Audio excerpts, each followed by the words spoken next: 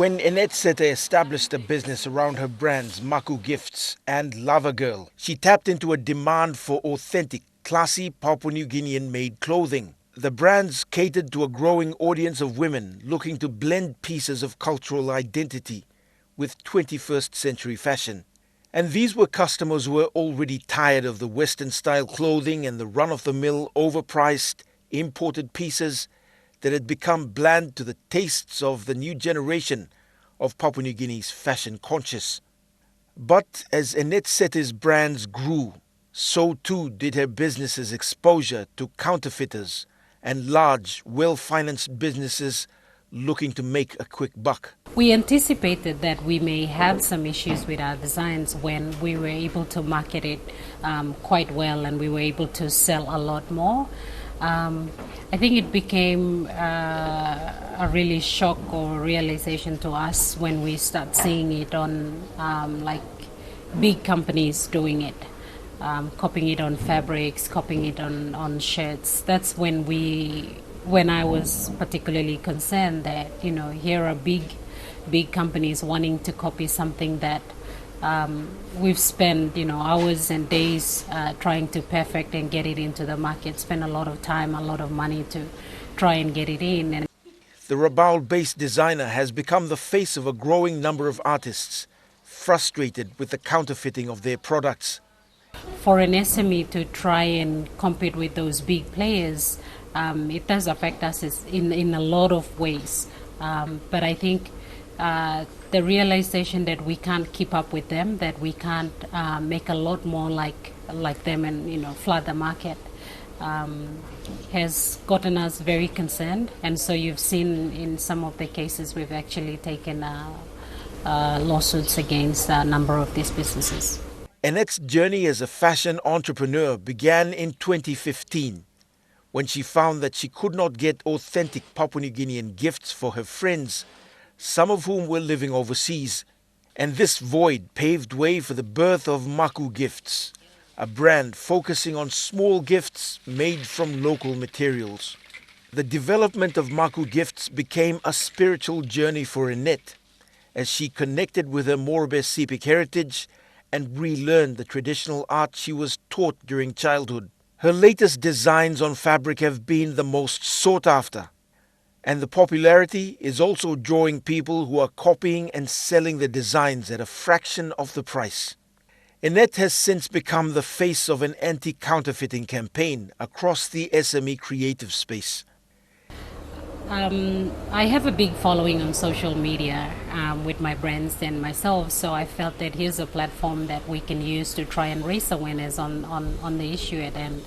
And so we started raising awareness about our own products, and then, you know, we kind of see that it's a massive problem across the country, and we find a lot of other SMEs, individuals, especially in the creative space, have similar issues, and so they were also coming forward. So we felt that by sharing our stories on that platform, we were able to advocate on a lot of people that may not necessarily get the issues heard.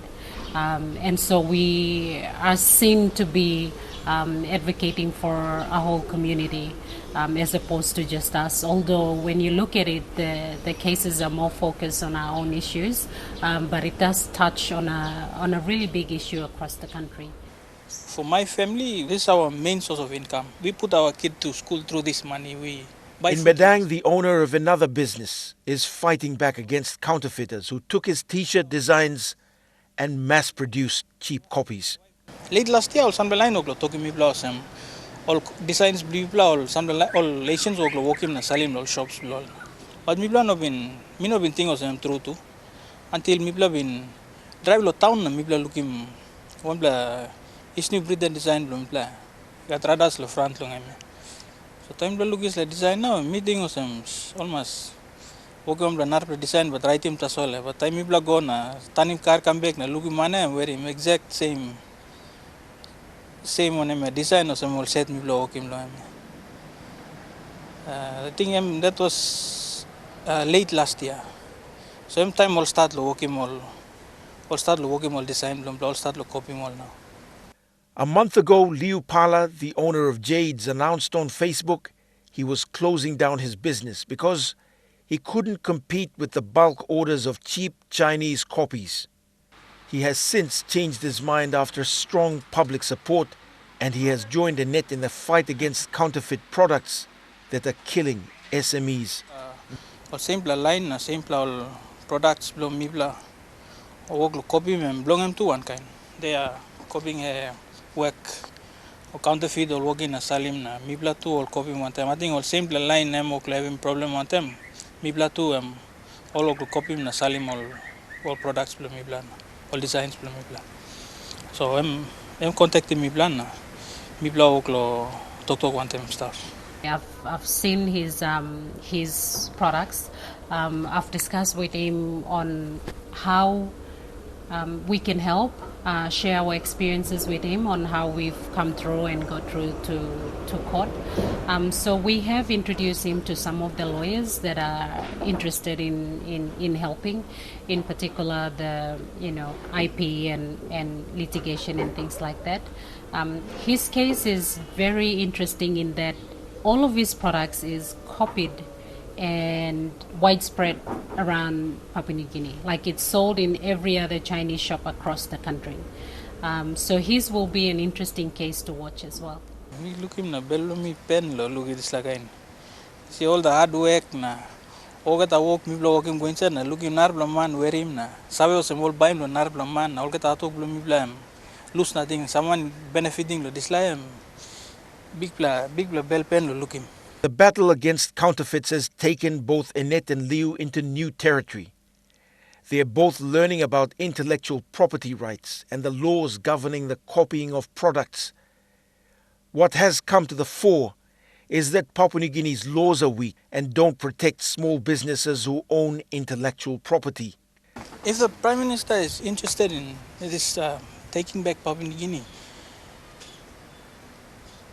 a good way to start is to empower SMEs. Empower SMEs, protect our work. Not all SMEs not all of us want money or want free handouts or ask the government to give us money to start up. Our work is our money, but please protect our work. So that's where we will get our money. We'll earn our money. When we make money, we will pay taxes. We will pay tax, we will employ people. But as for us designers, we need our work to be protected. As Prime Minister James Marape pushes forward with his encouragement of SMEs, there are huge obstacles to development in that sector. Obstacles that need strong, decisive government action and maybe strong legislation.